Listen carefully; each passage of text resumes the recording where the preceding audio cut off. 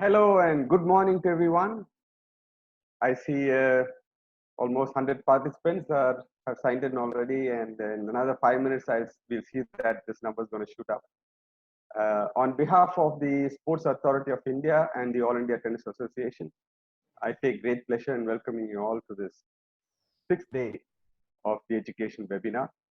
A lot of feedback has been pouring in, mostly appreciating the work that we've been doing and the information that we are sharing and about the quality of the presentations and so on. It also gets me thinking about how the webinar is free, and you're also sitting at the comfort of your home to see this. This could be a fantastic, way of educating the coaches in the future also.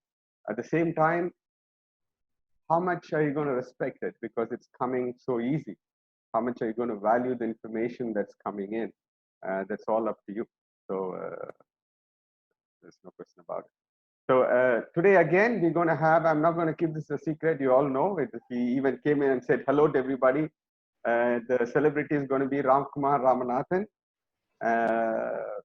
He's a Davis Cup player and he was the #1 player of India for a long time. And he's also trying to get to the top 100 like a few other players. And this, I would say, has never happened before in the history of Indian tennis. So many players are at the verge of getting into the top 100. And in the past, we've had one player maybe in the top 100, and then the rest were way behind. But now the numbers are increasing. The people who are going up has really gone up. The number of players who are competing in the international circuit has gone up. Definitely, Indian tennis is looking up. And the credit goes definitely to you all who work with these players at some point of the time or the other. And also at the grassroots levels, which is very, very important for development of tennis in the country. So before we go into the proceedings, I would request Mr. Bishwadeep, the Chief Executive Officer of the All India Tennis Association, to come in and say a few words to us. Hi, Suresh. I hope you can hear me. Yes, totally. Great. Thank you very much once again. I think it has been an absolutely amazing week. Suresh, thank you very much for doing such a great job. I think we're coming to the fag end of this week and we start again on Monday with a break tomorrow. And I really want to endorse or emphasize what Suresh mentioned just now. I mean, I really believe that the entire fraternity, all of us are extremely lucky, and as coaches, everybody who's attending, are very lucky to have actually had this opportunity of getting so much of information on a regular basis, sitting in the comfort of their homes. And I really would, it would be amazing for everybody if we are able to give some value to it, keep going back to these videos once in a while. Try to learn as much as possible. This is an absolute wealth of information here, and also some very, very passionate presentations. So I really, I would urge everybody to try and make the best of this entire thing. Secondly, I would also like to use this opportunity once again to request all of you to visit the AITA website, the AITA@AITAtennis.com. And the voting has already started for the Fed Up Heart Award for Sania Mirza. And I would be it would be amazing if all of you can come, get into the link, vote for Sania and make her the winner. And also share the link with as many of your friends, family, friends, acquaintances as possible, so that we get her the maximum number of votes. And finally, a very warm welcome to my dear Ramkumar Ramanathan. I think he's one of the most. He's apart from being a brilliant tennis player, he's a man with a heart of gold. Absolutely amazing guy. It's always a pleasure to be around him. He's so positive, always smiling, always in a perfect frame of mind, and I really wish him a lot of success in the time and years to come. I really admire you, Ramkumar, and I hope that the coaches will learn a lot of interesting things from you. Congratulations once again for your excellent performance in the Davis Cup tie recently. He almost pipped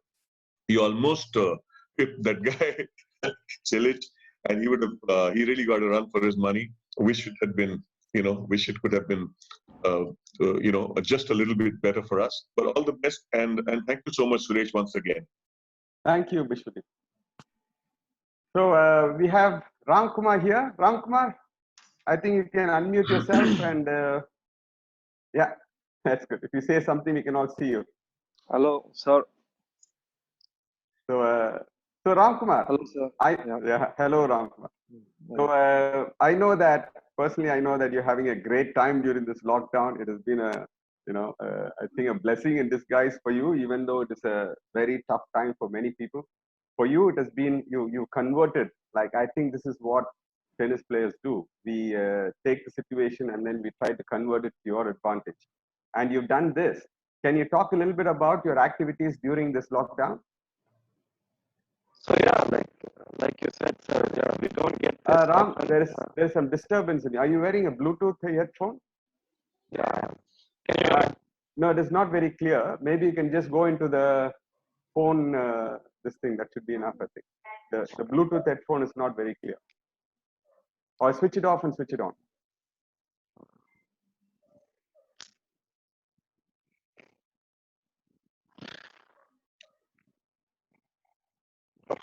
Can you hear me now, sir? No, it's not okay. No. Nope. No. Okay. We have normal headphones and With wire? that'll be much more clearer for sure. I think Balu also faced the same difficulty. He was using there you are. No. Sir? Yeah, I can hear you very clearly now. So, sir, like you said, yeah, this lockdown never, we are not home this much because we play a lot of tournaments, and I think it's a really good break. It's like a blessing in disguise, like you said. And I've been trying to do a lot of fitness with my friends. We have like a core session every day in the evening with all the fellow tennis players. And also I've been trying to do 1 hour of fitness by myself with the training which my coach has given. So, I mean, it's a good break in a way because we travel around 30 to 40 weeks a year. And, it's the road is always tough. So it's actually a good, break which has come. 30 to 40 weeks for other tennis players and 40 plus weeks for Ram Kumar, isn't it, Ram? Yeah, agreed, sir. Yeah, talking about that session, I think you're doing it on the same Zoom app, and it's a free app that you can use it for like 40 minutes, and you can add many other people who you can just come together as one group, and you do it at your home, but you're still doing it like in a group. The energy of a group is still there, but you're doing it at your home. Exactly. The motivation is also there when you do it in a group. Everyone is pushing each other, and it's always laughs around. I mean, it's a fun thing, which I was thinking, and it came out well. And everyone are joining. The more people are joining as the days are going, and it's kind of fun, which we are all looking forward to every day. Okay. So I also know that some celebrities are joining in. But the coaches who are here, there are like 200 plus coaches who come in to listen to your talk. They might not know what happened. Can you talk about the celebrities who joined in and how things went? So yeah, we actually started off with 6 to 7 people, with Manish, Abhinav, and all the players from our tennis center in Chennai, sir. And then slowly, it gradually increased. Bopes came in a lot. Bopes has been coming. Rohan Bopana has been coming every day. Leander said he's going to come soon. Sania has been coming very often. Yuki has joined our group from yesterday. So, I mean, Arjun Kade is in it. And all the, upcoming women's players like Meika Yadav, Meg Jain, Satvika Sama. There's so many, girls also around. So I mean, I think it's a good thing we've done, we pulled everyone together, and everyone is staying fit even during the times at home. I've been trying to keep changing the exercises a lot, and trying to see a lot of videos with what I learned, and I mean, try to make it interesting with the ball, with the water bottle, trying as much as I can to have fun with the fitness also. Oh, that's fantastic, Ram. So the credit goes to you for initiating this, and just makes me think, if you had just thought to yourself that okay, I'm going to do my exercise, I don't care about anybody else, then just imagine every day you have to kind of initiate yourself, motivate yourself to do this, and it's going to be a big drag. But when you form this, there's so much of positive energy that you feel, and even when you do it, you keep pushing yourself more and more, and you're getting better and better every day, and you're also attracting so much of other people that again more and more good energy. Yes, absolutely, sir. I think, a very important thing is to have positive vibes. I think that's one of the key things which I feel is important, when you're playing or when you're doing anything, when you're on a court, off court, whatever you are off court is what you are on court. So I feel everything is connected. And I mean, yeah, like you said, when you're doing it alone, also it's not that easy when you're doing it. But I do 1 hour of fitness with the schedule which my coach gives. But I being a tennis player, of course, want to also like help the other juniors who are coming up, and try to give them what I have learned. Bobs is coming in. Bobs is teaching a few new exercises. Sanya is coming in, inspiring all of us. I mean, there's something, when I was very young, which didn't happen. So I'm trying to, I tried to set it up. Everyone, coordinated really well. Uh, I keep getting texts every day from new people, and I'm very happy. They join, even if I don't know them like really well. I'm more than happy for all of them to join. And I mean, that's how it keeps growing, and now we're up to like 50, 60 people. So I think if everyone comes in like this, helps each other out, I mean, you can learn from everyone. Even the juniors have a lot of things, good things. I mean, it's a give and take, I feel, and that's how we all improve, and we can keep improving. Absolutely, totally agree with that, Ram. Also, I don't want anyone to miss some statements that you made in between. I think those are fantastic statements to make. You said that what you are off court is what you're on court. You can't just change your personality. If you're positive and giving, and this kind of person, you're going to be the same thing on court as well. You're going to feel the same positivity. And it's not something like, oh, you just get onto the court and you want to feel confident, and when you come out, you just you know not a very nice guy to be with. Like Vishwadip mentioned initially, that you're a guy who's smiling and positive always, which is fantastic. Thank you very much, sir.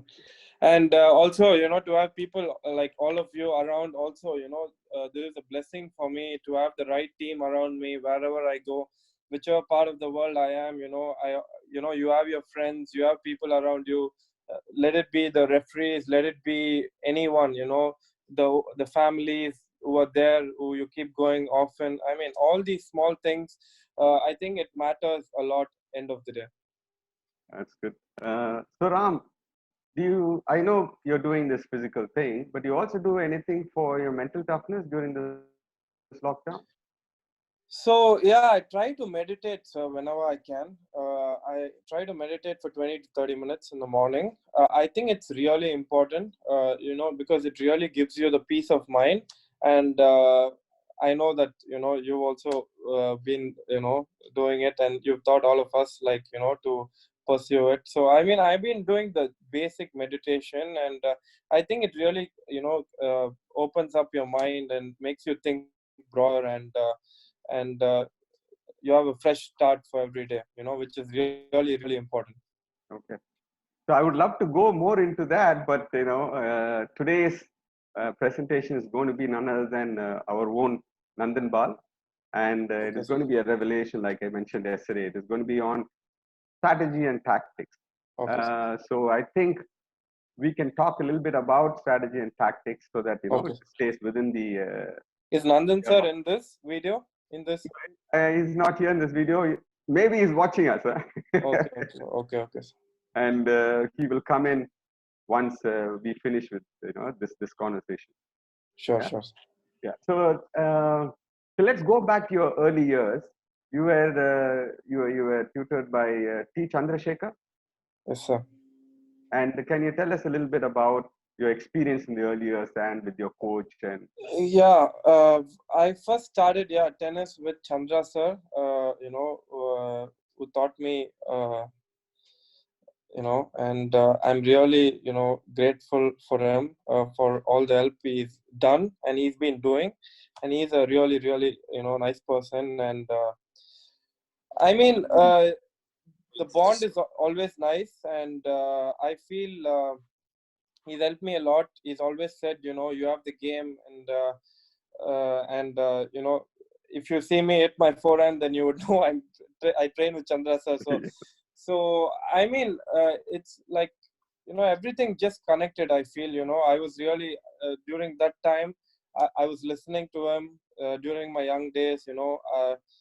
And I mean every small input. Navaram Papa. Inge irukku phone. One second. I feel every small input which he gave really made a big difference in my tennis career, and we were just working a lot on the specifics on the technique, and when I was young, and I played a lot of tournaments from being a young kid, and even now I like competing. And I think it's a source of belief he gave me that I can compete with anyone, and I can play and I can win. So I think that is really important. And of course he also came with me this year, and for the Australian Open, and it was a really good support for me. And uh, it's a good feeling to be around someone who's taught you tennis and who's still your coach. And also I want to thank you, sir, because I every time when I come to CTC, you've always been really nice, and I enjoy playing there with Manish and everyone under your eye. thank you, Ram. So when you're talking about Chandra, it's also like what we mentioned earlier. He's also a very positive person to be around. He's so much fun, and he makes things light for you off the court. Takes away the pressure, all these things. So when you were playing in your younger years, the same thing coming up. What we had the conversation last time. Your game style was more of a counter punching style. Yeah. So you were staying at the back, grinding a lot, and picking out the weaknesses of the opponents, and you were thinking how they are thinking and trying to counter all those stuff. And then at one stage, you converted to a very aggressive player. Yeah, can you talk about that a little bit? Yeah, when I was young, to be honest, like what I knew was to counter attack, and just to stay in the baseline, keep a lot of balls in. I think keeping a lot of balls in for any player is a key, because that gives you the confidence. And I was taught that way, and I used to fight a lot every point, and I used to try even when I was down, double break, because it really didn't matter. Like I think the key is to compete really hard and fight for every point, which I was doing in the young age, and which I will always do. But over the years, I think I started playing aggressive. I've learned the way to get in, the learned how to get from that zone 2 to the volley position. I mean, I've learned a lot of things, and I've been learning a lot, and I've been watching a lot of match videos. I've been trying to improvise on the way I play. I've been seeing which is working for me with the videos, can be serve and volley, can be chip and charge on a break point. It's always good to have options. So I think as a player, I felt that I was able to serve and volley a lot. I went to Spain when I was 15. The Tamil Nadu Tennis Association supported me, and I was there for 2 to 3 years, full years, and that was a very tough few years for me, but was my best years also. I learned a lot of things. I worked a lot on my game, morning and night, a lot of fitness, lot of tournaments, futures. I used to go, I still remember I used to play like 45 weeks of futures there in Spain, like the futures. So we used to go on a Saturday, Friday there, play Saturday. Maximum I would win Saturday, maybe lose Sunday, come back, again train 4 days, go back again Friday.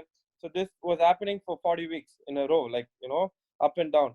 And I think and in out of 20 weeks, maybe I qualify in 1 week, but first round, no chance. I used to get killed. So I think these years were the most important years, I feel, because it made me strong as a player, as a person, and I liked that. I enjoyed that feeling, and it made me push more and more. And I think slowly when I started playing, like when I was 3 years back or 4 years back, no, maybe 5 years back, when I played the same tournament and when I won it, it was a sign of relief. Like, I felt, I'm there, I could see the difference. So, I mean, I feel the most important thing is all about hard work, and, you need to believe in yourself. And every match I lost there, I took it as a learning. I listened to my coaches.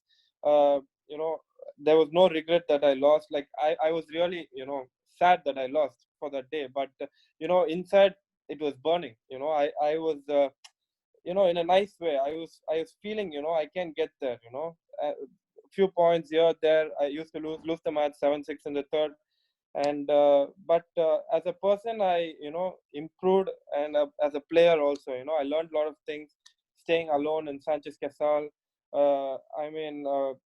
It's not only about tennis, like So I'm sure you're still burning inside when you lose. yeah.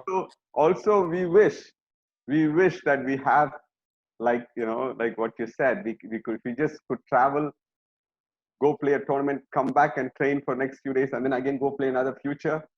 Come on, being in India, that's one of the biggest disadvantages. You don't have tournaments that many. Agree. And also, if you want to travel outside to play, can people understand so many other difficulties, but they don't understand certain difficulties that we really face.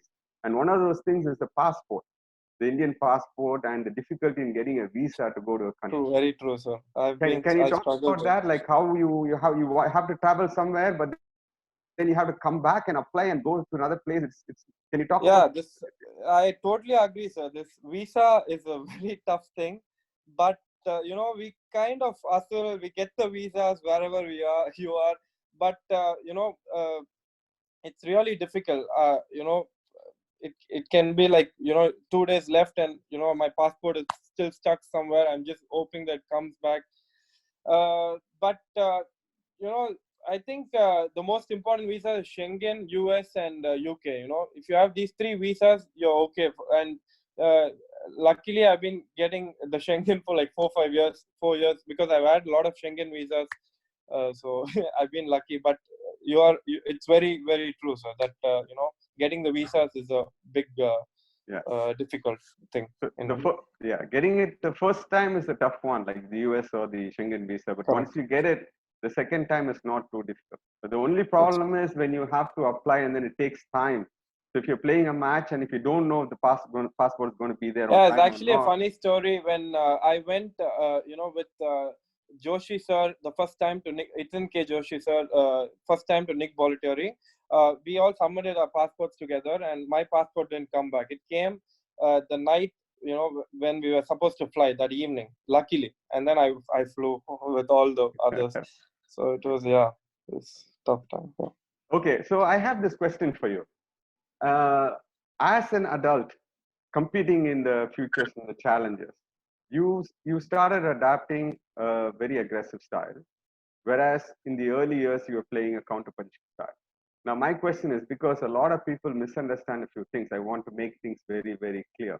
Okay, so you played this aggressive style. Now if you go back 10 years, okay, and this is a style you're going to be using when you get into the pro circuit, would you have continued playing the same style from that age, or do you think what you did was right? You keep doing what you're doing and then you change, adapt according to what is required. So, like, about me, sir, like, when I was very young, I wouldn't change anything because that's what I was taught. And as a player, I learned by myself playing. I explored new things like, serving and volleying was helping me, chipping and charging was helping me. So, I wouldn't change anything. Like, I would have stuck to my counter punching game when I was young, and I'm still, when I'm serving, I'm trying to stay aggressive, trying to go to the net, trying to mix it up. But when I'm returning, I still have that, sometimes I use that, kind of counter attacking game just to, put the ball high, mix up a couple of slices, stay in the point when I don't, feel it. So I still use that, but I feel that I wouldn't change anything like when I was young, and because I wouldn't have had the power to serve and volley when I was 14. Exactly. Yeah. And I wouldn't have had the power, believe myself that I could do a chip and charge on a 30-all point. So I mean, those are different stages. I mean, if I was trained from 10 years to do serve volley, maybe I was good in serve volley. But from 14 onwards, I started practicing. One of my first coaches in Barcelona was Joan Balcells, and he was a serve volleyer. So I mean, Sergio Casal also served and volleyed. Emilio Sanchez also served. Like, they're all top doubles players and singles players. So I've been learning the serve and volley for the last 3-4 years. Like from 14, I've been learning it, and then I slowly started implementing it when I was 16, 17 in the futures, and that's how it got better. I think it's all practice. So we have Nandan Bal, and he was also ranked somewhere in the 140 or something in the world, and he was also a serve and volleyer. Yeah, Just for information. I trained under Nandan sir. Me and Mohit also went and trained with Nandan sir for a few months, and it was, we used to volley a lot. We used to and I still remember he didn't miss one volley when he was at the net. Nandan sir, the great coach. Yeah. So the next question for you comes about what Vishwadeep mentioned about your match against Silic. Yeah. So you lost him the previous time, I think a bit tamely. Like, yeah, he beat you a little comfortably. 3-4, yeah. 3-4. Okay. The next time you played him, you had your chance to beat him. Yeah. Now, did you change any tactic, or is just your execution was better that day? No, sir. I watched that match at least 10 times by myself, the match which I lost. And then we all watched it, myself, Rohit Rajpal sir and Zishan sir, once, like 2 days before I knew I was going to play. But I watched this match at least 10 times before. And, every time I saw, I was taking down notes, I could see something different, where the pattern he was using. I feel also, in the top level, the most important thing is to, watch others' matches, watch your matches to know, what you're good at. And I think all these small things matter a lot, because on big points, they go to their favorite serves. They go to their favorite patterns, and I also executed it very well. I stayed back, I sliced, I went in, I tried to make him move in the short angles and then play it deep. My main goal was to not play that many balls to his hand, to the middle. I was trying to open up the court, spread the balls, and try to serve a lot of first serves, and always stay positive. That is the key thing which was told to me, and which I also believed in. And I think, except for those 1 or 2 points here and there, I had him that day. But again, he's a great, he's a champion. So I mean, I gave it all for the country, like always, and I fell short by a few points. Okay. So Ram, another thing I wanted to ask you is, you are a very versatile player, as in you could perform on grass and you can also perform on clay courts. Yeah, can you tell us how you adapt to these slower and faster conditions, or do you make any changes to your tactics? So there's advantage on training on slow clay court is that if you can play on the clay, you really get stronger. And then I mean, because I volley a lot, I go in a lot. I mean, when it's really fast, if you can play in a court which is really fast, then you can adapt to anything, or vice versa if it's very slow. So if you're going for a tournament, I would say at least get to the tournament like at least 2-3 days before. That's the only way I adapt, and I feel mine plays a big role. You have to be confident in whichever surface you play, and you have to believe that you can win on any surface on any given day. Even if you're not playing good, if you keep trying, you get your rhythm back, and you can do it. So I feel you know uh, adapting to any, like, you played tennis, like I've played tennis for so many years, so I should be able, and I can, my mind would agree to it. Like, uh, I play a few balls, and then I feel that I can, because it's the same for the other guy. It's going to be tough for him. He's also struggling. So I mean, you always try to take the positives from every situation and build on it till you win the match. Okay. So also then, does your tactic also change based on the ball, because you get different types of ball in different Yes. tournaments? Yes. When I feel, yeah, I mean, not by big margin, but when the balls are really heavy and big, fluffy, I try to swing at it more. When the balls are, flying, I try to reduce the speed, reduce my backswing. But these are all minor, things, like, which when we play, you kind of adapt to. And I mean, also, when you're playing, which is working for you on that day. So maybe I saw on volley and I'm like, oof, I'm not able to get that many points, so I got to go back to my basics and then try to then implement it the other way. Like, I have to mix up something. I have to reduce the speed, come in faster to the net. It can be anything, but when you're on the changeover, you have to think about these things. I mean, to get the focus back, uh, but I feel staying positive is the key. Like, even if you're down love 4, love 3, uh, there's so many matches which changes, because everyone has their time in the match. Like, they go high, and then when they're low, you can go high. So I mean, you have to wait for the right chances, and I mean, staying positive is the key. Okay. So, uh, so that's the reason why you need to arrive at the venue a couple of days earlier to get adapted to the conditions. Yeah, I We'll feel also it's a have an really, really important yeah. thing, sir. Like, to arrive early to the tournament, practice a few days, play a few sets with the other players, fellow players. Try to see how the court plays, how the ball plays, because every week is a different court, different ball. Sun is on your face, when you're playing. So try to play during different timings. Try to play on the match courts. Try to do everything which is possible. To when you're playing the first point, you should be, I'm ready.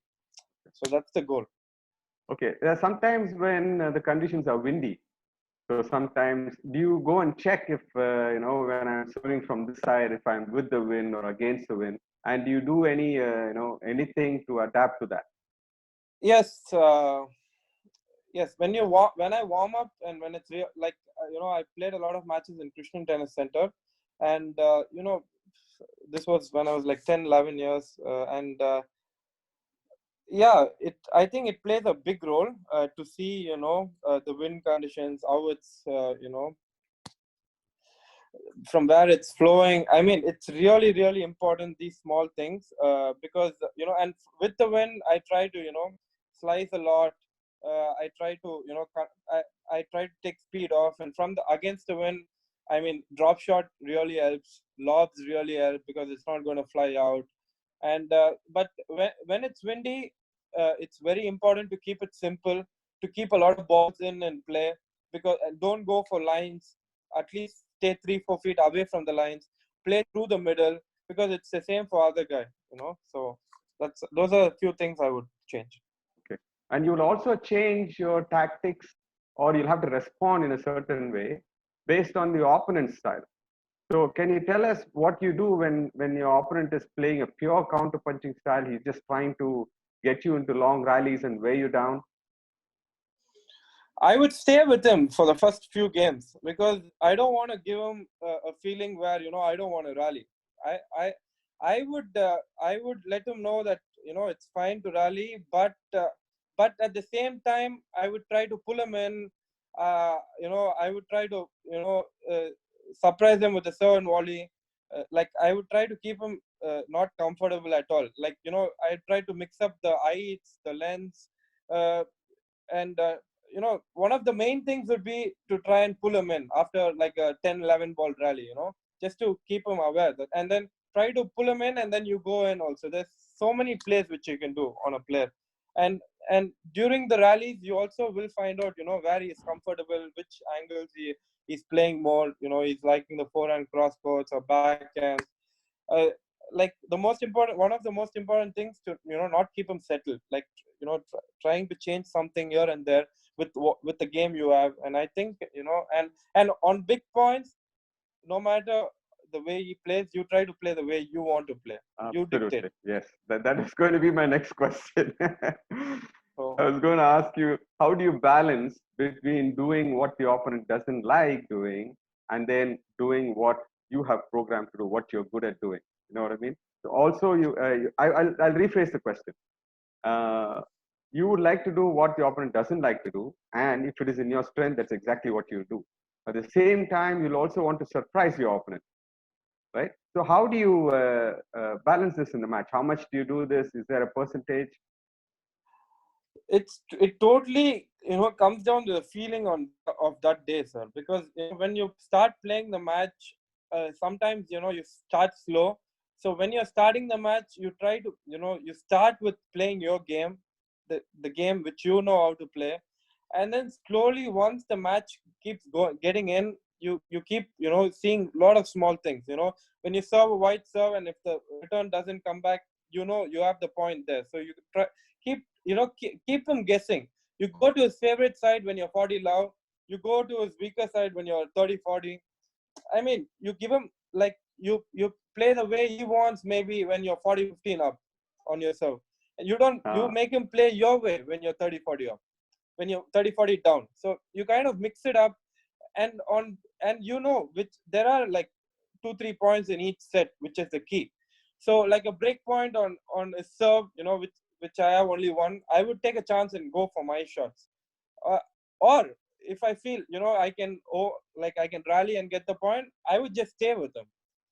I would it's very important to stay with what you plan. Like 1 second or 5 seconds before the point, you're going to say something to yourself, like you're going to hit the return, or you're going to stay, you're going to go 3 feet back, loop it. So there's so many things. You're going to chip and charge. He has no idea, but it's very risky. So you got to be up for it. And then if you lose the point, you have to keep going. You got to mix up the things and patterns. I think the number one is to play your game, and then comes the mix up. For what he doesn't want to play, what you want him to see, like you want to see in him. Can you hit this? Can you hit that? Like you keep asking him questions. That's how it goes. Okay, Ram. Ram, we are running out of time. I wanted to ask you about your tactics against the serve and volley, against an aggressive baseline, guy who runs to the net and stuff. But we'll take a couple of questions from the candidates, and we'll have to wind up to open the platform for Nandan. There's this, where is he? Punar Basin. He wants to know that left-handers seem to have an advantage, and it's so difficult to find the left-handed players to practice with. So how do you overcome this, and what is the tactic you have to play against these guys? Nowadays, you have a lot of left-handers. So when you go to a Grand Slam tournament, there's half of them are left-handers. So I feel, I mean, it's the same plan. The only thing is that the serve comes in the other angle. I mean, it's really tough. Left-handers have an advantage on the serve. I totally agree. But you also adapt. It's the same thing what you do, but you open up the forehand side and then go to the backhand. So I mean, so when you play against right-handers, you open up the forehand side on the other way. So I mean, so the most important shot here is the backhand cross court when you play against left-handers. Because you're going to keep rallying this way, or with your forehand to their backhand, or from your backhand to their backhand. So you got to open. So the one who opens the court first has the advantage. I think, and that's the key. And then you got to focus on your serve and return. Right. Absolutely. So Ram, one last question. What do you think, sir, about left-handers? About left-handers? Yeah, I want to know. See, your basic pattern changes. That's what I would say. We don't have time for that, but I'll just mention one or two. Normally, you would try to engage on a backhand to backhand cross with the opponent on a right-hander, where when you're playing a left-hander, you'll have to change direction with your backhand to force him to play the backhand. And then normally on a right with the right-hander, the basic pattern will be you will play the forehand cross once, and then you'll change direction to go to his weaker side. But when you're playing a left-hander, you can continue at the cross court. But it also depends on if the left-hander is strong or off his backhand or forehand. So you have to take that into account and then decide your basic shot selection in a rally situation, and then take it forward. I mean, one more thing when you ask, like, how much percent will you change? For that question, I feel it all depends on your confidence. Like, even when you're confident, you still feel that you can go to your strength and win the point.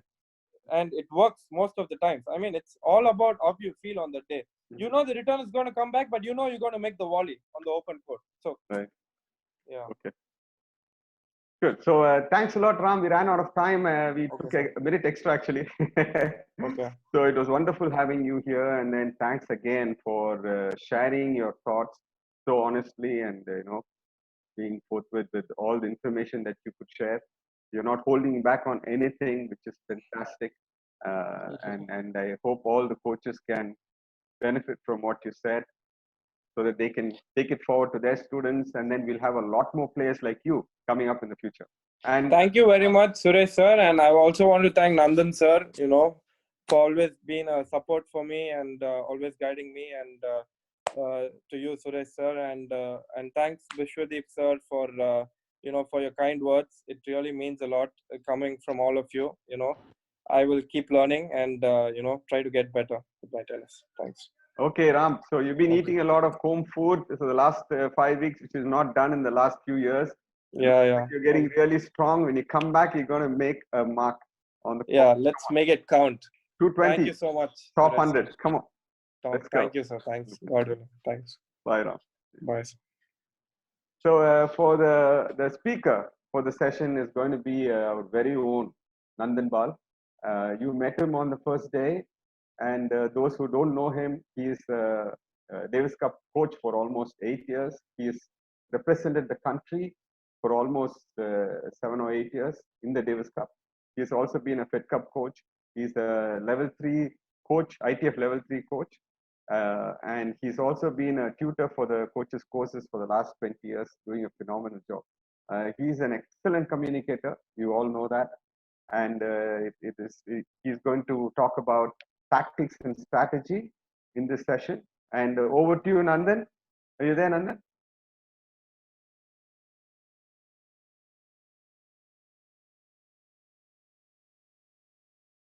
There you are. Yeah. Hi. Good morning. Hi, Nandan. Good morning. Every time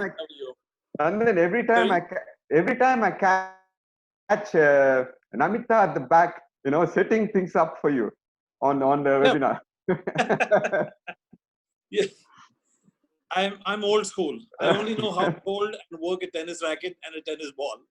No clue on computers, no clue on laptops, no clue on phones. I need all the help I can get. Yeah, you know what they say about jack of all trades. You're a master at what you do, and that's what is important. Thank you, Suresh. And over to you, Nandan. It's all you. Thank you. So, a very, very good morning to all of you. And I know there's a lot of you out there listening and watching. So first of all, a few comments on what Ramkumar said. I think he said everything, just about everything that I needed to say. So he's really left very little for me to say. But that being said, we will try. As you can see, I don't have any laptops. I don't have any computers. I don't have any presentations or slides. And I'm just happy to be out here and chatting with you and keeping it informal. If you have any, if you have any questions, just type them in. And if they need to be answered right there and then, of course, I take them right there and then. If not, we'll do it, we'll do it during the question answer session. First of all, I'd really like to start today by wishing a very, very dear friend of not just mine, but I think all of us, a very, very happy 75th birthday. And I'm talking about Dr. Westpace, Leander's father, who's been a tremendous inspiration, who's been a tremendous inspiration to all of us. He's been a tremendous inspiration to Leander and to generally the whole tennis fraternity. His knowledge on fitness, his knowledge on tennis has been unparalleled. And I think we really need to get together and wish him all the very best for continuing to put in all the good work that he has always done, and take it from there. So there we go with Wes, and very happy birthday, Wes. And we hope that you're listening in on this, and you have the blessings of all, 250, 300 of us that are already here. All right, coming to our topic for today, strategy and tactics. थोड़ा बहुत हिंदी में भी बोल लूंगा, मेरी हिंदी वैसे इतनी खास है नहीं, but I am speaking this first part in Hindi simply क्योंकि मैं चाहता हूं कि ये टॉपिक मैं शुरू करूं MS धोनी के साथ. और आप शायद ये सोच रहे होंगे कि MS धोनी टेनिस में कहां से आ गया. By the way, he also plays good tennis. तो मैं इस बात कर रहा हूं उसकी मूवी की, MS Dhoni, The Untold Story. I am very sure that all of you have seen it. पक्का पता है मुझे कि आप सब ने देखी होगी. And I want to start with just one dialogue or 2 or 3 dialogues from that film. Dhoni थोड़ी बहुत डिप्रेशन में रहता है और उसके जो बॉस रहते हैं रेलवेज के, वो रेलवे प्लेटफॉर्म पे आके उनके साथ बात करते हैं और उनसे पूछते हैं कि आपको कोई अच्छी गेंद डालेगा या बाउंसर डालेगा तो आप क्या करोगे. और धोनी कहता है कि मैं तो डक करूंगा, और कोई अच्छी गेंद आपको डाले तो क्या करोगे. धोनी कहता है मैं डिफेंसिव खेलूंगा, और अगर खराब गेंद हो तो क्या करोगे. He said either hit a 4 or a 6er. तो ये अगर स्ट्रेटजी और टैक्टिक्स नहीं है तो क्या है. It is that simple. Strategy and tactics are really that simple. So just looking by that conversation, can we not say that strategy and tactics are actually fairly dependent on A, the player himself, B, the opponent, and C, what could it be? I would venture to say the environment. Now, I'm not going to talk too much about the environment right now because I will get into that a little later. But before we even get into the player and opponent, let me just talk a little bit about what strategy is and what tactics are. It gets a little confusing because one sort of merges into the other. I think strategy is something to do with your game styles, your playing ability. More than anything, it's a general plan that you would use for your tennis or your career, for all your matches, while tactics and tactical play would actually be to a very specific match. वो आपके opponent पे depend करेगा कि कौन सी tactic उस दिन उस match में आपको इस्तेमाल करनी है. और strategy जो है वो आपकी general strategy होती है कि अगर आप match खेल रहे हो तो आप क्या करोगे by and large, generally. तो अगर हमने ये कहा है कि आपकी पहला factor जो है वो आप खुद हो, the player हो. So then what are the various factors that going into formalizing and forming a strategy for any player? Well, I think first of all, it would have to be, it would have to be your, basically your playing level. कल Gary ने बात की थी और he spoke about the red ball, yellow ball, green ball, orange ball and all kinds of balls, but at a beginner's level. Today we are going to talk about players who are 16 and above, and so we've obviously reached a certain, let's say, proficiency in their tennis, let's say a certain level in their tennis, which will allow them to put in place strategies and tactics. So first thing that will influence a player's ability to form a strategy is his playing level. For example, if he's got a great forehand, then he's going to use and base his entire strategy on the use of that forehand. If he's got good legs, he's going to emphasize on using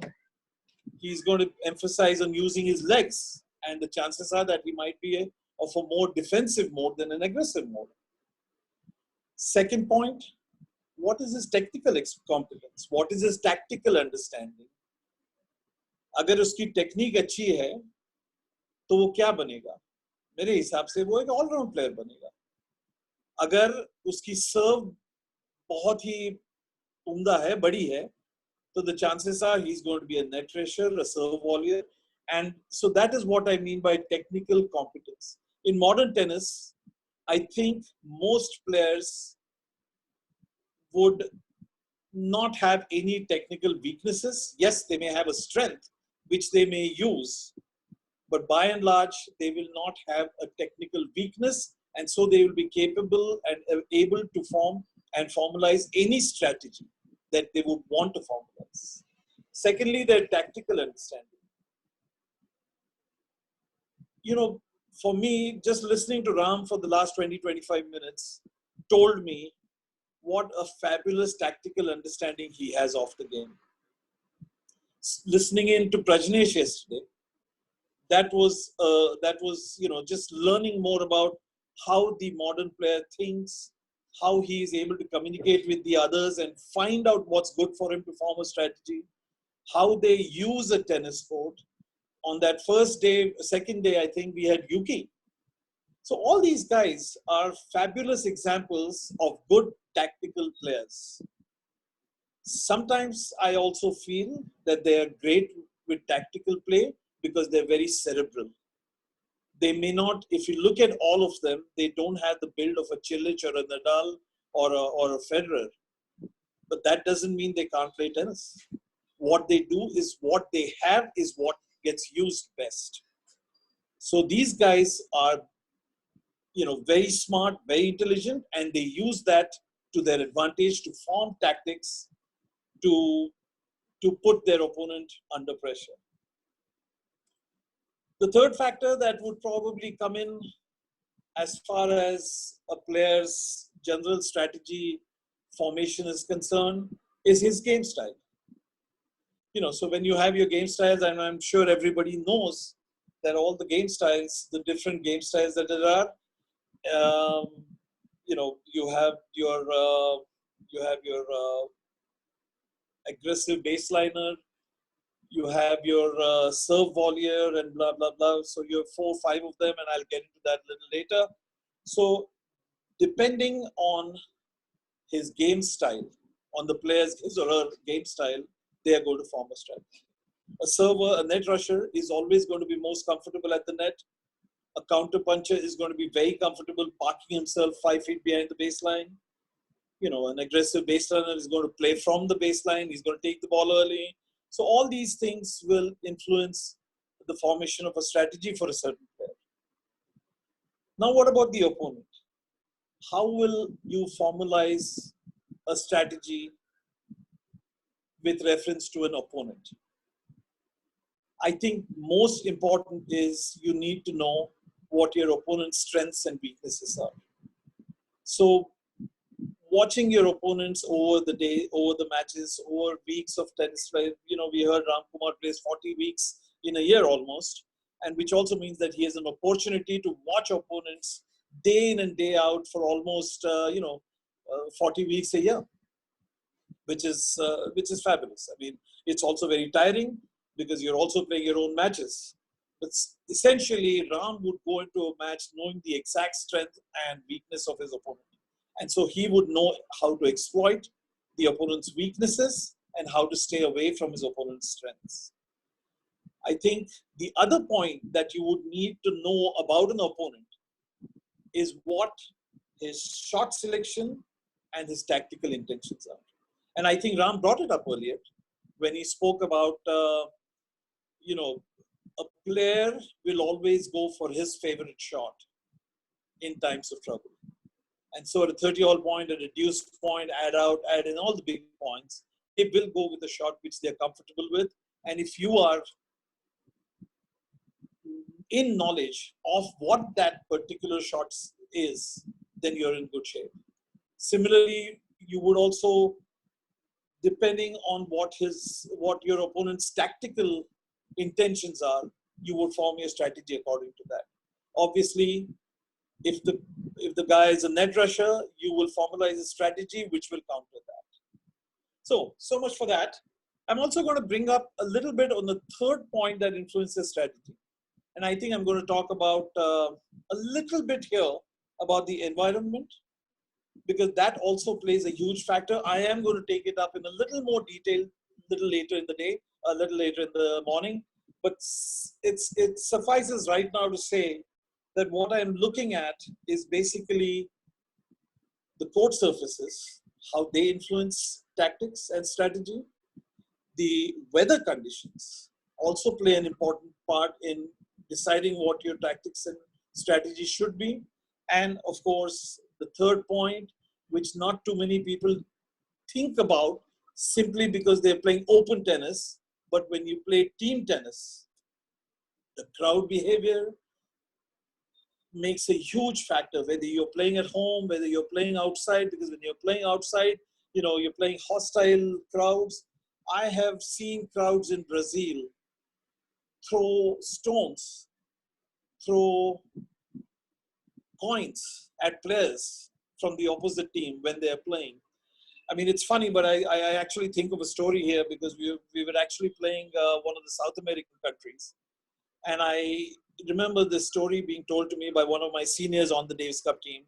He said that as he got in to play his first match, the VIP stand is normally either the north stand or the south stand, which is exactly behind the baseline. He said almost every VIP had taken out a knife and put it right out in front so that I could see it. Now that's a different kind of strategy that comes from the crowd, but you need to learn to handle that also. So we will come to all that a little later. Right now, what are we looking at? I have my notes here, so I'm going to once in a while I will refer to my notes. Like I said, old school, no PowerPoint. So, okay, so one of my things that says in the notes, what is strategy? It's the ability to think better, and B, the ability to control your emotions better. That sounds good. Why is that? If you don't have a good mind, you don't have a good body. Simple. Your mind controls your body, which controls your strokes. And so the need to stay mentally sound during a match is very important. It forms a major part of being in a strategy. So basically, what are the four basic styles of play? We spoke about it a minute ago, and I would say the four strategies, the four styles of play are A, the net rusher, B, the aggressive baseliner, C, the counter puncher, and lastly, of course, the all-round player. Now, what about the net rusher? What kind of a strategy is he going to have? I think it's very basic. It's very simple. Get to the net. So you're going to see the guy, put in a lot of huge first serves. You're going to see him try and get to the net as quickly as he can. If he's not getting into the net on the serve, he is going to try and get into the net on this first shot. So that is his simple thing. His job is to keep his point short. His job is to get into the net and use his serve as a weapon to dominate at the net. So for that, he needs to have a big serve. He also needs to have, obviously, good volleys, good control at the volleys. He also needs to have a lot of agility to be able to move well at the net. If you have those three, and most importantly, when I spoke about the mental aspect a minute ago, what I also meant, this is what I mean. If you are going to be a good net rusher, a good serve volleyer, you need to be mentally aggressive. So if you are of a defensive mode, if your mind is in a defensive mode, you could have the biggest serve in the game because your mind needs to be there. Your mind needs to say, hey, I'm going to get into the net and I'm going to put this guy away as quickly as I want. I don't want more than a 3 or a 4 shot value. You know, serve, volley, maybe a first passing shot, which I'm going to cut away, or maybe take a lob. That's it. That's this strategy. Unfortunately, in modern tennis, I am not sure how much this works. And I think 2 things that have happened in modern tennis is, I mean, basically these 2 things have happened because people got tired of just watching this boom boom tennis. If you look back at a Pete Sampras Ivanisevic match that was played many years ago, now I don't remember the exact details, but Sampras played Ivanisevic, both youth servers, at Wimbledon. Statistics have shown us that in a 2.5-hour match, there was a total of 17 minutes of rallying. Now, is that giving the spectator their value for money? When they pay thousands of rupees or dollars or pounds to get into that stadium, and we all know how difficult it is to get into a Grand Slam stadium. Are you going there? Is the spectator going there to watch 17 minutes of rallying? No, I don't think so. And so keeping that in mind, the ATP and the ITF worked around 2 things. One is they made the balls a little heavier, especially at Wimbledon. The other thing they made is they made the courts a little slower. So that took away a lot from the net rusher, and that hurt the net rusher. But even today, even under pressure situations, the top players are still winning a lot of points at the net. It's not very easy to be a Djokovic and hit a passing shot when you're down match point in Wimbledon against someone like Federer. We saw it happen, but that's a one-off thing, and it doesn't happen a lot of times.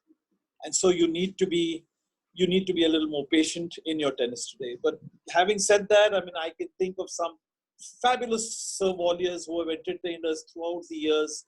I mean, you know, starting from Stefan Edberg, we had Boris Becker, we had Edberg, we had Tim Henman, who was fabulous. I mean, he was a classic. He was a classical mold of serve volley tennis. Superb. Perfect for a grass court match. You also had an Indian in there. And if you guys know who I'm thinking of, feel free to type it in. He's still beating half the guys his age. He's still at the net. He's still amazing at the net.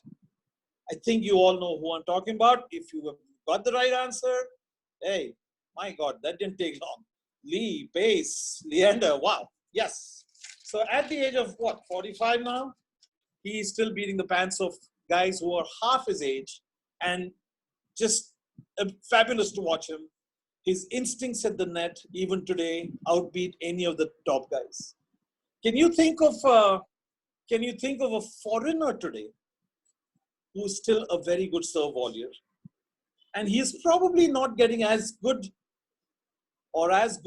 results as he should be getting. And let me give you another hint. His brother's actually getting better results. So think about that. Put on your thinking caps and think if you have a player. Yes, Sujay Mahadevan. Yes, and then Vikas Rana. So many. Misha Zverev. That's right. Who's there? So even today, we have these examples of good serve volleyers and good net rushers who are very comfortable at the net, not very comfortable at the back.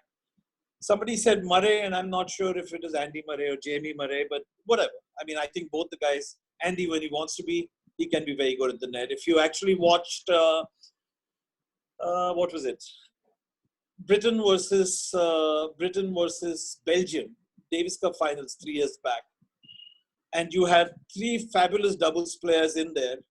The 2 Belgians, and of course you had Jamie Murray, who's a top 10 doubles player. But I think that match was dominated by Andy Murray. and he's not even a clay court specialist, and he's not even a double specialist, nor is he a serve volleyer.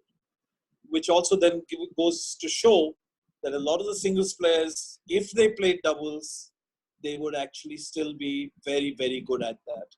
I mean, I would today love to watch a Roger Federer, play doubles. Right, ideally with Leander. I think that would. Roger Federer plays some amazing doubles at the Olympics. I'm sure Leander and Mahesh don't want me to talk about that match because I know how that match went. They know how that match went. But whatever. I mean, that's what the serve volleyer is all about. The second type of style we can think of is the aggressive baseliner. This is the guy who's going to stand on the baseline. This is the guy who's going to hit powerful, strong ground strokes from the baseline. He's not going to leave his baseline. He's not going to take a step back. He's going to try and hit the ball early. These are just, some pointers I'm giving for you to determine who an aggressive baseliner is. So keeping all of that in mind, the one person who definitely comes to mind now, or even now, yes, somebody actually just said Agassi just as I was going to take his name. Because Andre Agassi was one guy who would stand on the baseline and move you side to side. These guys have a very simple strategy. Stay on the middle of the court and move their opponent side to side. Keep them moving, keep them running till they are tired.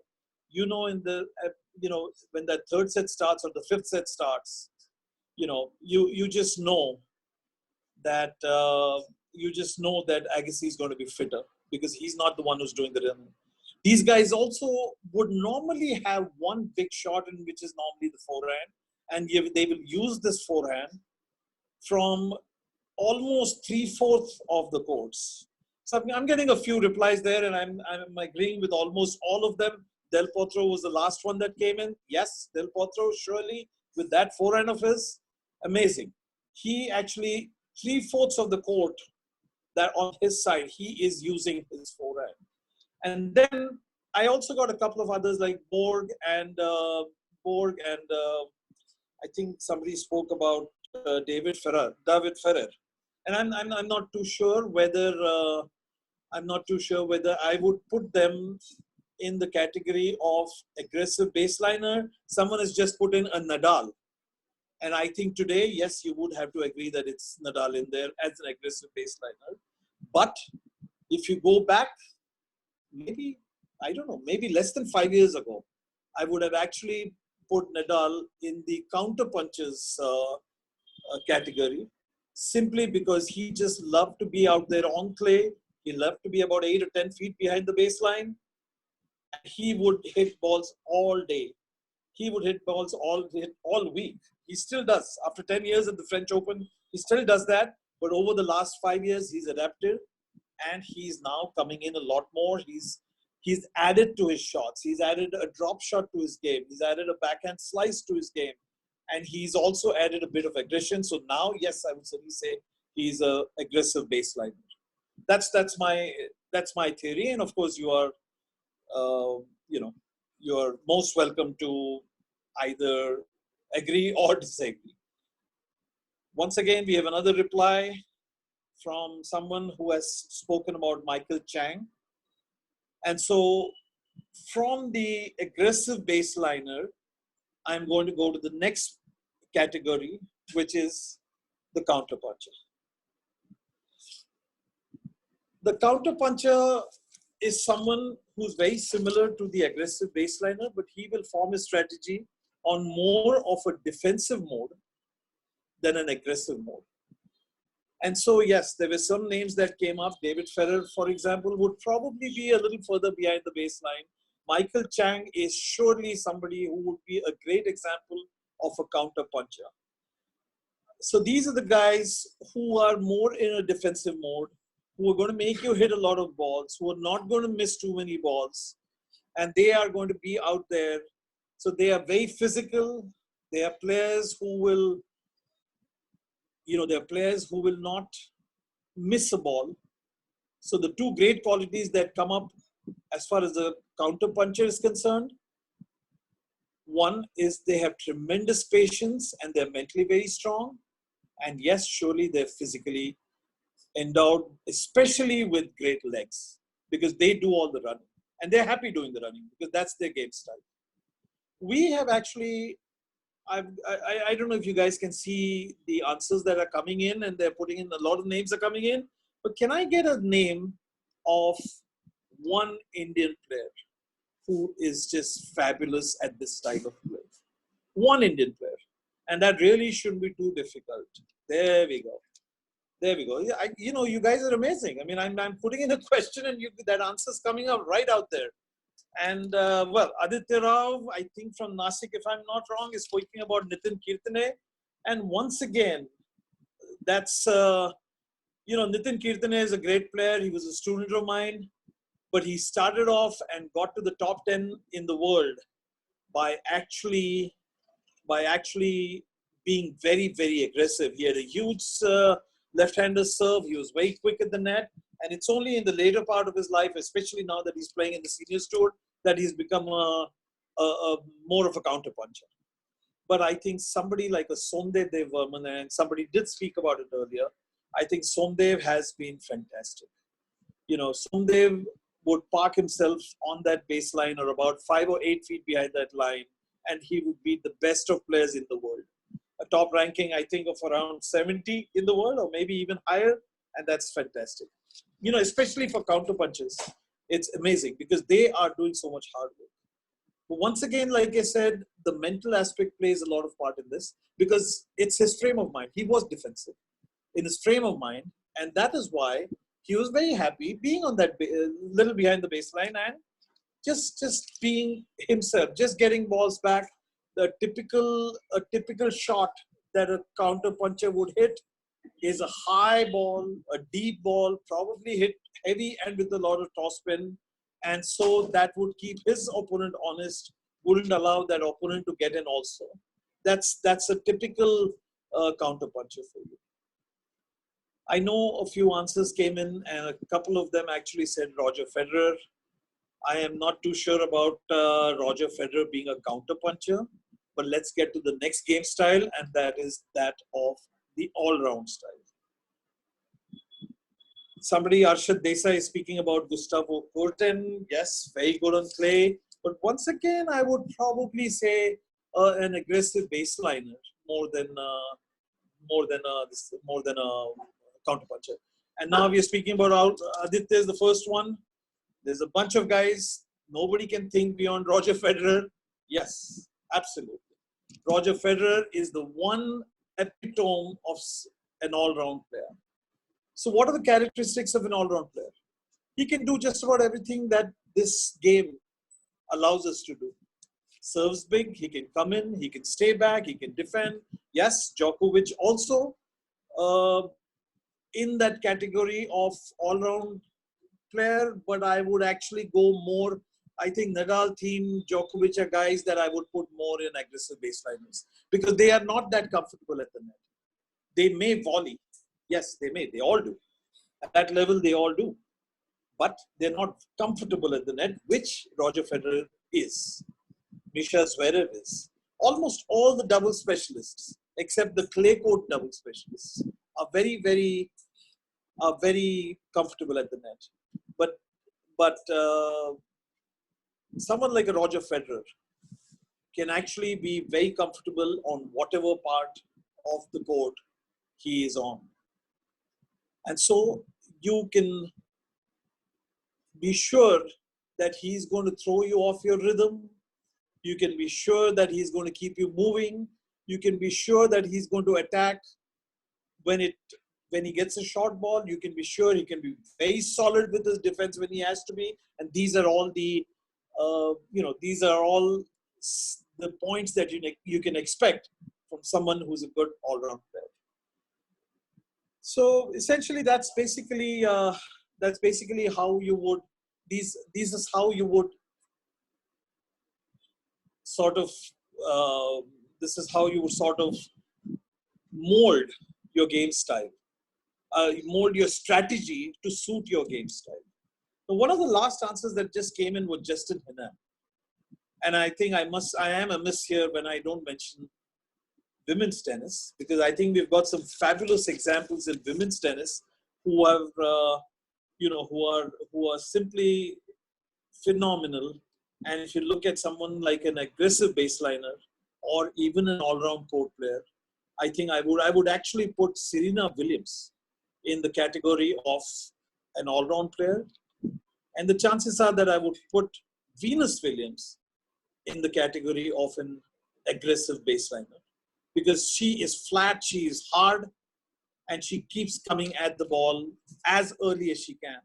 While Serena can throw in a lot of different stuff. She has a slice, she has a high moon ball, but so she is more of an all-round player. And she also likes to get into the net a lot. Navratilova, a classic example of great serve volleyers. You have Justin Henna, who was superb from the baseline. What a backhand. What a superb single-hand backhand. Couldn't ask for better.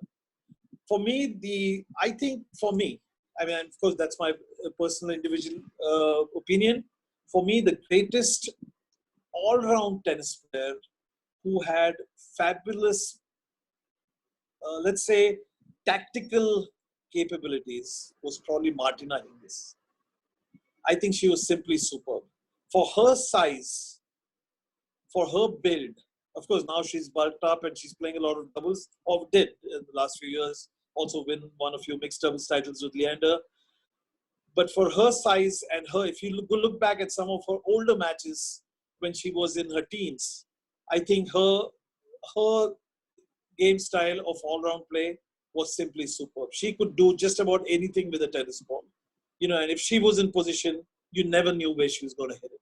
She would displace the opponent so beautifully and come in also behind the ball in a manner where she really didn't have to do too much in the net except put the ball away.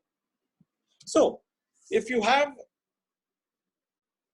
all these, Sabatini, Chris Evert, I think a lot of names have come in. What for me is amazing is there are not too many names that are coming in the current era.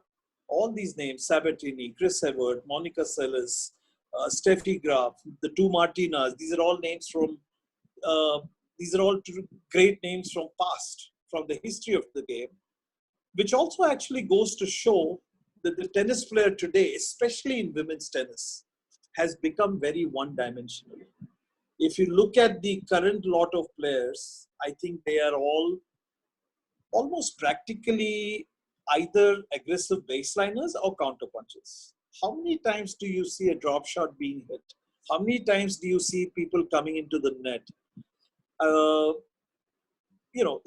for me, yes, you have someone like a Kvitova who will come in occasionally, and you have another player who was very impressive was Konta from Johanna Konta from Great Britain, who was also very happy coming into the net. She has a solid game and she's always produced her best results, I think, at Wimbledon. She's had 2 great Wimbledons, and simply because that's her style. She liked coming in, and mostly at Wimbledon, the person who comes into the net is the one who's winning matches. So now let's take up, how do we counter each style?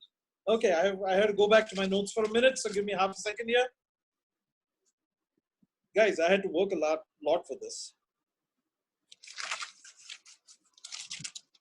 Okay, here we go.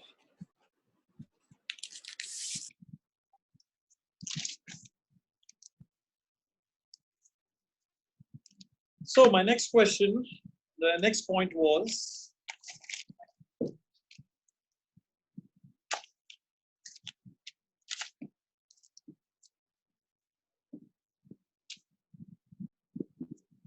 how do you counter each style of play? So for example, you're playing against someone who's a counterpuncher, say, for example.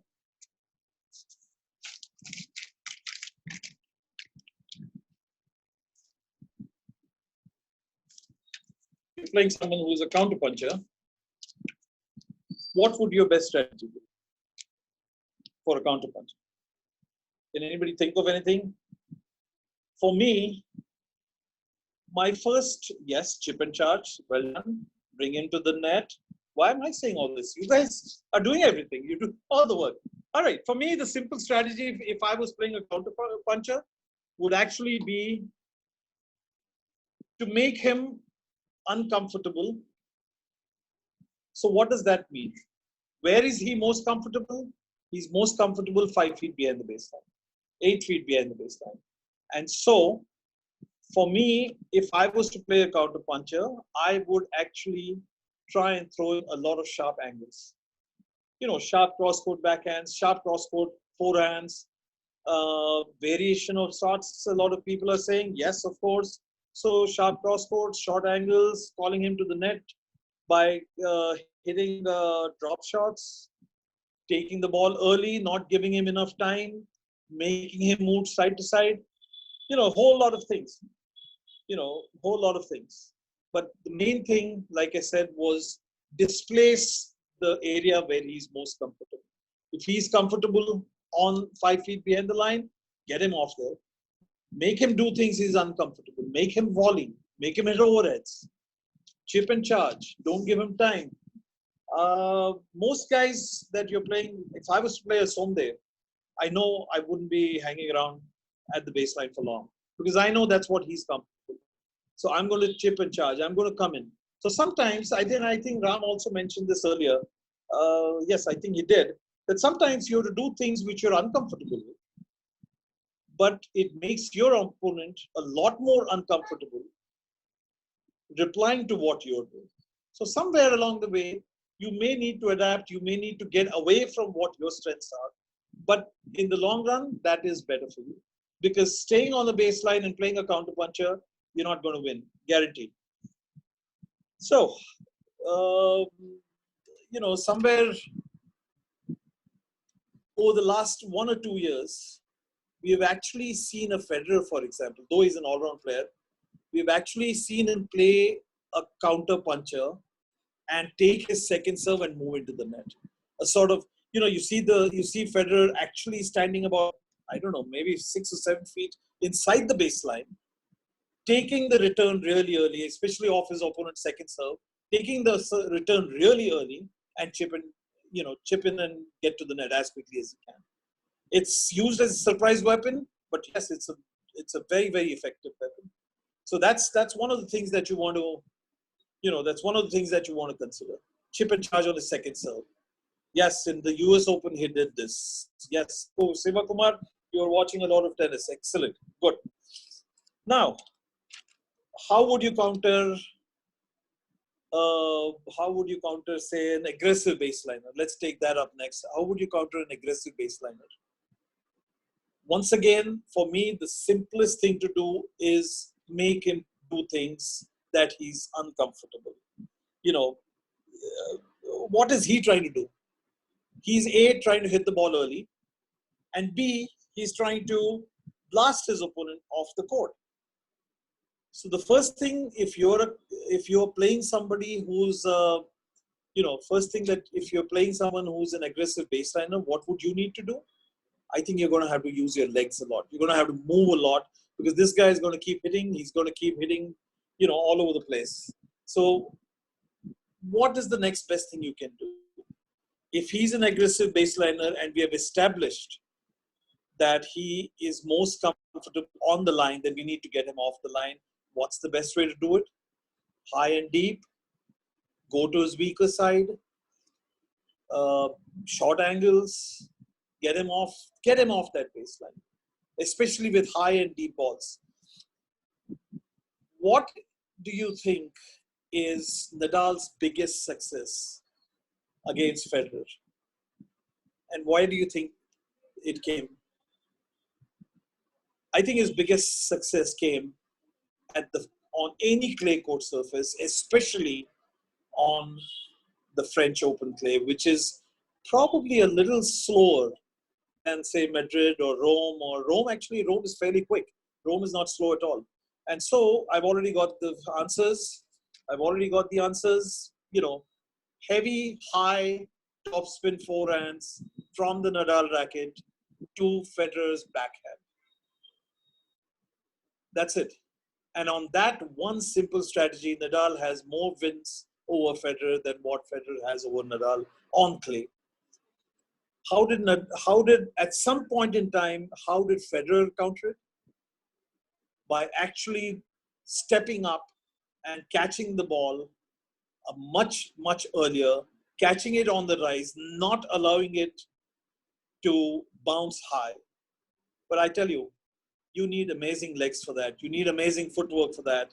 And if it was not for Federer, it would have been impossible for almost everybody else to sort of do that. A single hand backhand, hit somewhere around your shoulder height, incredible shot that is. Yes, like the Australian Open in 2017. Federer actually mastered that, stayed on that line and played from there. But there again, we are talking about a hard court, fairly quick, high temperatures where the ball actually moves a lot faster. Not the French clay or most clay. And so Nadal versus Federer, Nadal will always remain the favorite. So anyway, so that's how you would counter somebody who's an aggressive baseliner. You know, the other, you know, everybody's spoken about short angles. Everybody spoke about high and deep balls. Everybody spoke about going to their weaker side with high balls. I think a great strategy to counter an all-round player is actually hit the ball right down the middle of the court. Take away his angles. Because if you give him angles, he's going to hit better angles. So you could actually go right down the middle of the court and take away his angles. Because from the middle of the court, it's not easy to create angles. If you look at a good tennis match where the top players are playing, when they are in the middle of a neutral rally, you would actually see them hit a lot of tennis balls down the middle of the court. Because what they want to do is not give their opponent angles. And slowly one guy will start creating angles, and that's when they will start playing. Normally, a good aggressive baseliner would actually start controlling a point by the first deep down the line shot that he hits. Either with the backhand or the forehand, he starts controlling a point with the deep down the line. So yes, the answer to that is if you're countering that, then you need to keep that ball way, way deep into the court, middle of the court, or cross court. So in short, you're not giving him that down the line to hit and taking away his strength. So that's how you would counter that's how you would counter an aggressive baseliner. Well, how would you counter? Did we talk about counter punches? Yes, we did. Didn't we? How would you counter an all-round player? Or did we not? I can't remember, but maybe you guys can help me here. Did I speak about how to counter a counter puncher? Anyone? No, I didn't. Okay. So thanks, Amit. So how would you counter? What's the counter puncher's plan? Consistency, not giving anything away, patience, staying way behind the baseline. And so just think of what you're going to do. I don't need to tell you that because all the answers are coming hard and fast, more patience, less unforced errors. These are answers I'm reading out. I'm not even saying them myself. These are answers, no unforced errors. Wow, that would be difficult to do. But yes, short angles, get him off the place where he's comfortable. Yes, I think we did speak about it. So anyway, let's go ahead to the all-round player. And when we speak about the all-round player, now that's the guy that's most difficult to beat because you don't know what he's going to do. He's going to throw you off your rhythm. He's going to throw you off your, he's going to throw you just about anything that you throw at him. And so that explains why someone like a Roger Federer is the number one in the world. Well, for me, he still is the number one. I know a lot of guys out there we could have an argument over that. But yeah, when you're playing an all-round player, there's no point in thinking about what he's going to do. I think you need to think about what you are going to do more of. First of all, you're playing somebody who's not going to give anything away to you, who's only going to take things away from you, who's going to keep you moving. So you need to be playing to your strengths. You need to be focused majorly, especially on the important points. You need to be focused majorly. Don't give the guy angles, similar to what you would do against an aggressive baseliner. Don't give anything away. Keep him down the middle of the court. Somebody like him, even when I'm serving, for example, I would actually hit a lot of serves to his body.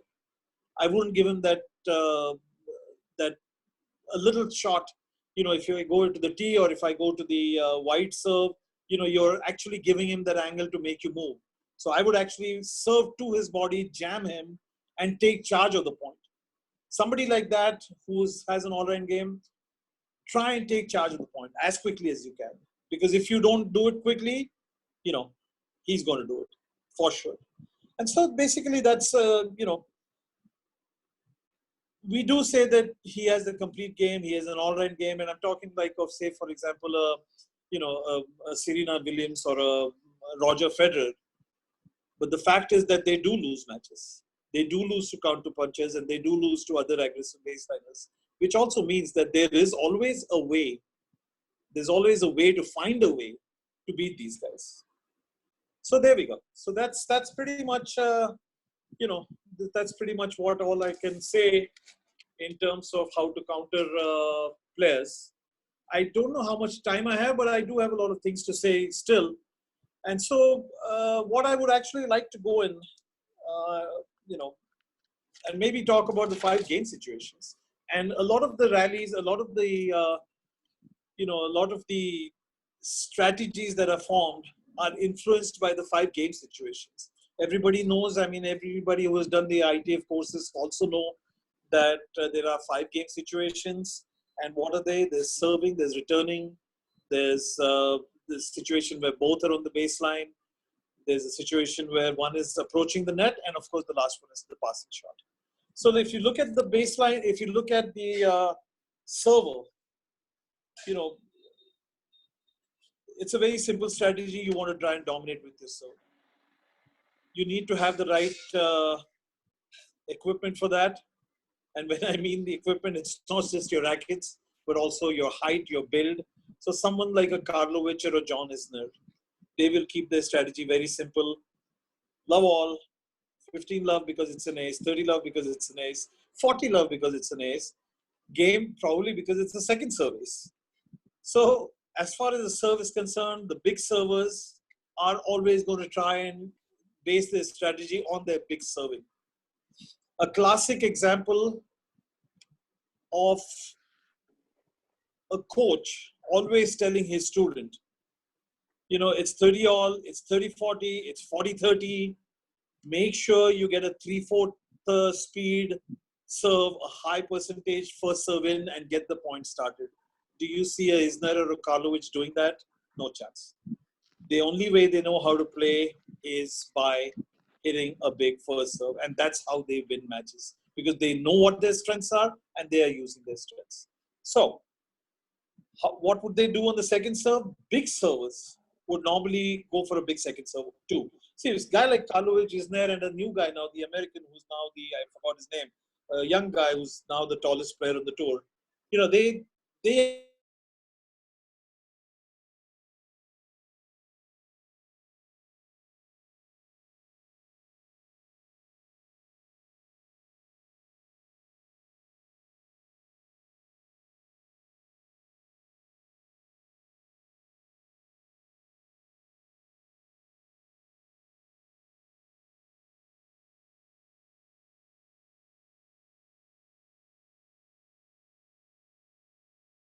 game side, the game situations. So the second one is returner, or the returner is, for me, the biggest thing is to start a point. When somebody like Isner hits a first serve, it's almost impossible to start the point, but you can try and block. You can try and block the ball, at least get the point started. Let him do the work, let him hit the winner, but at least get the point started. That's important. You don't have time to swing, stay up front, block, react quicker, but get the point started. The second thing is, ideally, a returner should go to the weak side of the opponent. Every player, whether you like it or not, at the highest level or the lowest level, has one side which is stronger than the other side. And so ideally, try and get your return to the weak side of the opponent. You know, it's a very simple. When I was a kid, and my coach actually spoke about, my coach actually spoke about how do you determine which is an opponent's weaker side. And he told me a very simple tip, which even today I think stands good. And I see that a lot even today. Your first ball, when you start warming up with your opponent, hit straight into his body. It doesn't have to be hard, but hit it straight down the middle into his body. There's a very good chance that that first shot that he's going to return with is going to be with his strength. And that has actually helped me throughout my career to actually determine what an opponent's weak side is. So essentially, that's what I'm saying. I mean, so strategy and tactics is not necessarily the match. It could be the first point of a warm-up, to help you start forming your strategies. So go to the weak side. I was part of the Tennis Premier League a couple of months ago, and one of my girls was playing another girl. And the other girl, and I don't want to take names here, but the other girl was hurting my player with her huge serving. And I actually gave her a very, very small advice.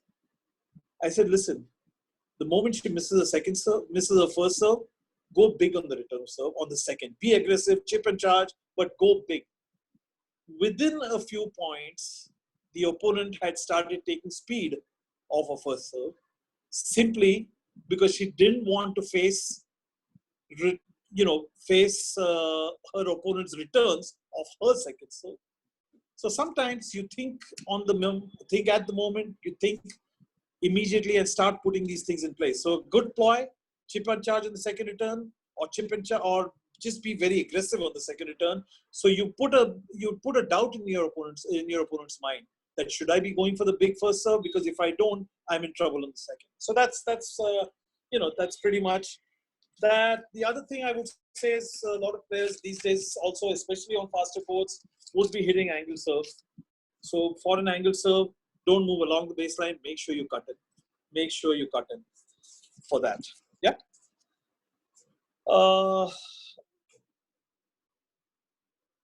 What would you do against a serve volleyer? Another thing, he's coming into the net. So what's the best thing you can do? You can try and keep the ball low. Use the 1-2 passing shot. Keep the ball low on the first shot and be aggressive with your lob, a toss with lob maybe, or a good clean passing shot when somebody's playing serve volley against you. Okay, so when both players are, hey Ajay, I can see you over there, and I thought you were not going to be there. But anyway, welcome. When both are at the baseline, how do you deal with the guy who's very good on the baseline? That's the third game situation. Once again, like I said, a player who can stay in the middle of the court and move his opponent around is the guy who's probably going to win matches. That's what you see a lot of in women's tennis. They trade a lot of ground strokes. Both are on the baseline. They trade a lot of ground strokes. Call it aggressive baseliners, or call it counter punchers. But that's the style of tennis that is most used in women's tennis today. You see a lot of good players today, and in the modern era, I think somebody with a lot more variety today. I mean, I love watching Simona Halep play, for example. I think she has a lot more variety to her game. I love watching Muguruza.